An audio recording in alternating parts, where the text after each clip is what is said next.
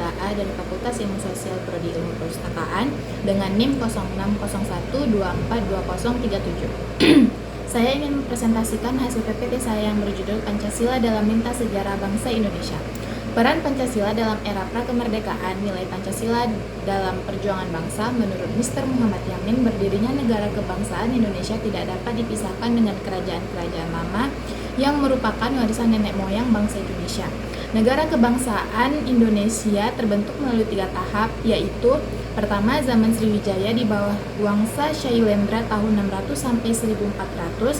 Kedua, negara kebangsaan zaman Majapahit tahun 1293 sampai 1525. Kedua zaman itu merupakan tonggak sejarah bangsa Indonesia karena bangsa Indonesia masa itu telah memenuhi syarat-syarat sebagai suatu bangsa yang mempunyai negara.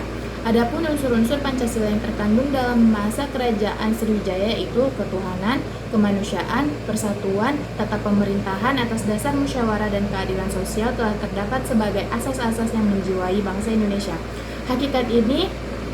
Hakikat nilai budaya-budaya bangsa semasa kejayaan Sriwijaya telah menunjukkan nilai-nilai Pancasila, yaitu sila pertama, terwujud dengan adanya umat agama Buddha dan Hindu hidup berdampingan secara damai. Nilai sila kedua, terjalinnya hubungan antara Sriwijaya dengan India. Sriwijaya telah nilai-nilai sila ketiga sebagai negara maritim. Sriwijaya telah menerapkan konsep negara kepulauan sesuai dengan konsep wawasan Nusantara.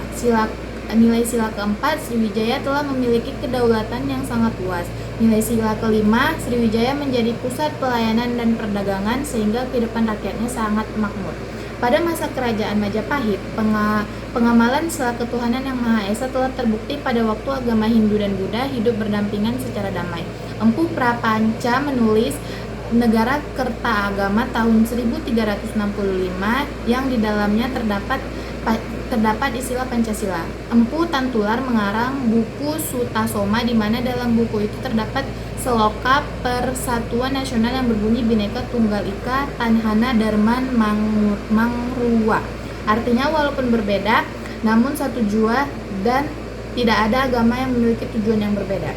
Peran Pancasila dalam era kemerdekaan untuk melaksanakan tugasnya menyelidiki segala sesuatu mengenai persiapan kemerdekaan Indonesia. Badan Penyelidik Persiapan Kemerdekaan telah membentuk beberapa panitia kerja.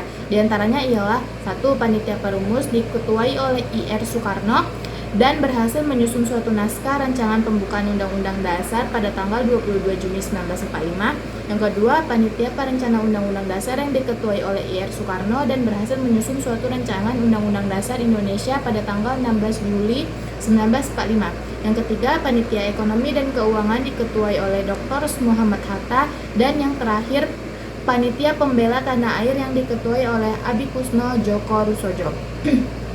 Syarat-syarat pertama untuk mencapai kemerdekaan ialah menyelesaikan perang yang sekarang dihadapi oleh bangsa Indonesia. Karena itu harus mengarahkan tenaga sebesar-besarnya dan bersama-sama untuk melawan pemerintahan Jepang. Pada tanggal 18 Agustus 1945, status UUD adalah sementara. Sebelum tanggal 17 Agustus 1946, UUD telah tersusun oleh Majelis Permusyawaratan Rakyat. Pada tanggal 5 Juli 1959, UUD 1945 telah dinyatakan berlaku kembali dan tidak berlakunya lagi UUD sementara 1951.